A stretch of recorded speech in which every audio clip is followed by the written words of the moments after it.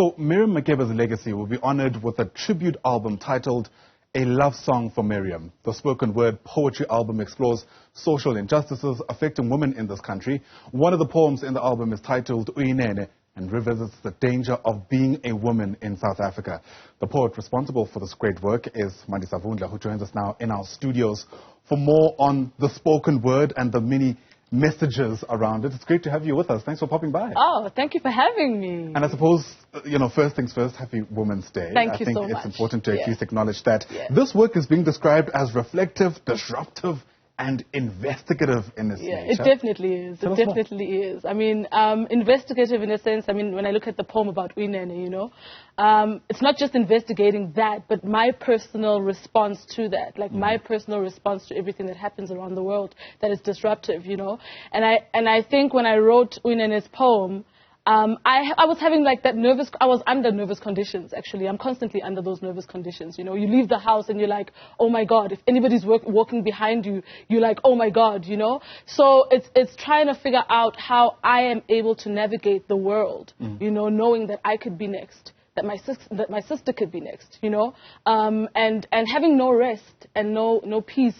Miriam Makeba, of course, beyond her activism and her work, just her humanity for me, is the biggest thing about Miriam. I remember there was a time when my work was kind of transitioning from just, poetry to you're saying serious stuff and people are kind of listening to your work and they're asking you questions. They're saying, hey, this work is staying with us. Hey, this work is important. Hey, you're an activist. Hey, you're a feminist. And I was just like, oh my goodness, I don't know what that really means. I'm just a poet. Wow. I just want to write the experiences that I live. And when I listened to Miriam Makeba one day, she actually said the same thing, when they said your work is political. And she said, I write about the struggles of my people, And I think for me, she's been a guiding light ever since, And I use poetry to probe the world. I use poetry to confront the world.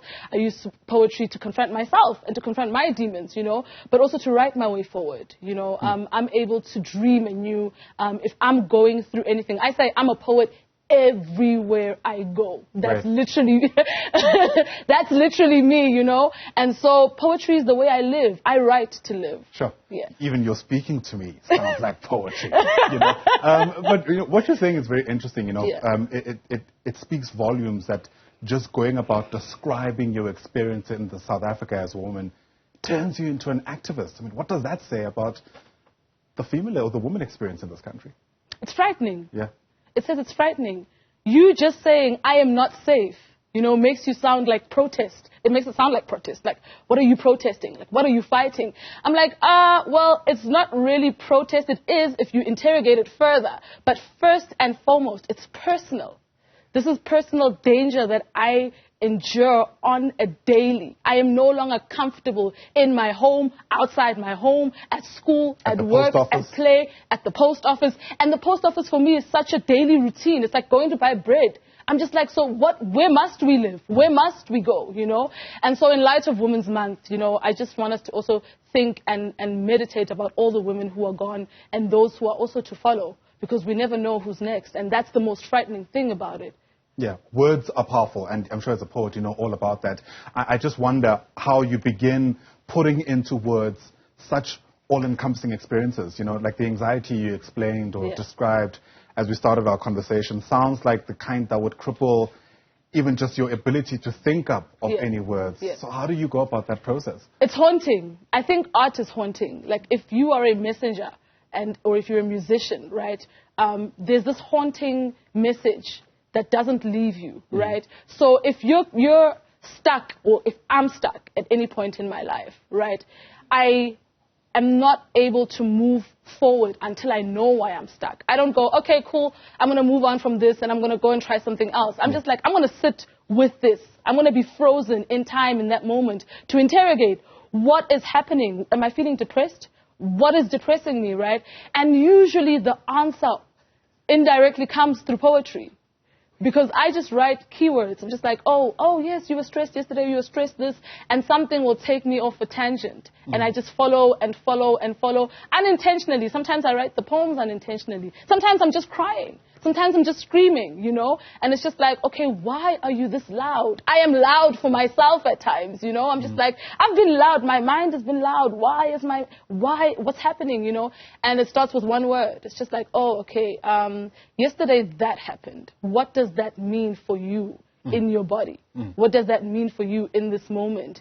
And that's when I just start answering those questions. It means this, it means that. And I have to be open, right? So if I'm just dealing with it as Mandy, I'm never open. Yeah. But once I tap into, even if it's unintentional, once I tap into the poet, I know that girl is trying to think me out of everything. You know? Right. So I'm just like, okay, this is a think tank, and then I'm just like, okay, cool. I think this, oh man, that line. Oh, I'm saving that line. Oh, I'm saving that one as well. Okay, I'm just going to keep them for a while and see where they take me. And the thought or that moment or whatever it is that I'm grappling with, it stays with me. Sure. And then one day I just wake up and I'm just like, listen, today I'm going to commit to these thoughts and I'm going to flesh them out, and then the poem begins. Sure. There's a great expectation sometimes, and perhaps wrongly so, that the kind of work that you do should provide solutions. Yeah. And I imagine at times part of what you're doing is just expressing how you feel and not necessarily offering solutions, even though it's a cathartic experience for you and I imagine for many people who consume the work. Yeah, that's true, right? Art is not necessarily always the answer, but it helps us ask the questions. Yeah. You know, and so that's what I do with it, right?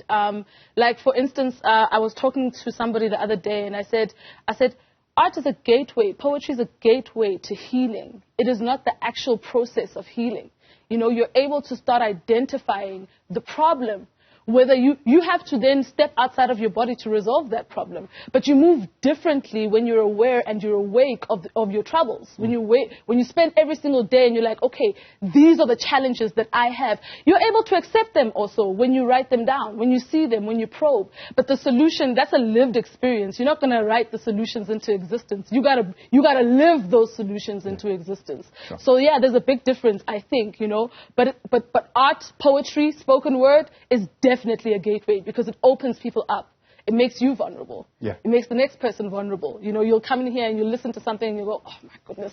You go home and you're thinking about it, you know. I believe in like small revolutions. And I think that's what poetry is to me. It's the beginning of the change or the thought process behind the transition point, you know. It's not the whole revolution. It's just an awareness. Right. Yeah, and a consciousness. And I think anybody who's been part of a revolution was moved at some stage by spoken word or something somebody said. Very quickly, when can people listen to what you're going to deliver? In fact, we'll bring you that performance in just a while. But for people who want to watch the full body of work, where can they be exposed to that?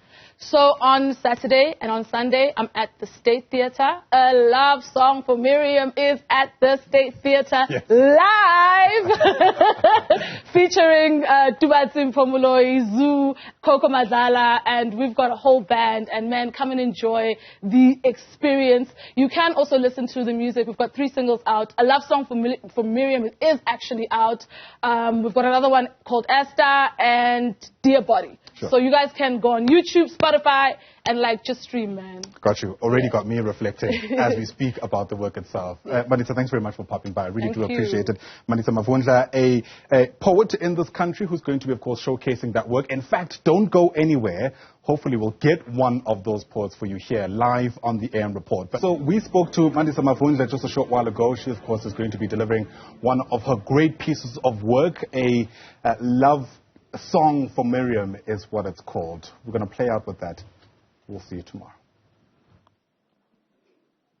I catch the news of your death the way wood catches a fire with your body before it is burnt. You are somebody's daughter, returning to ash before returning home.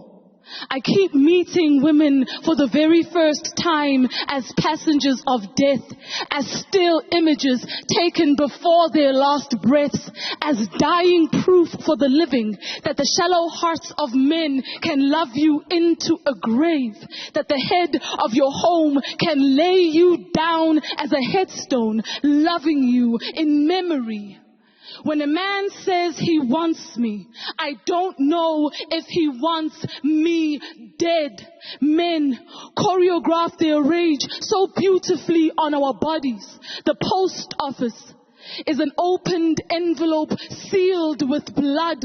You do not know if the parcel you are sending is your daughter to her grave, if the funeral procession will replace her graduation day, and to what degree.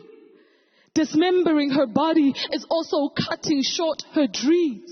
Being black and woman at the same time is a magnet for danger.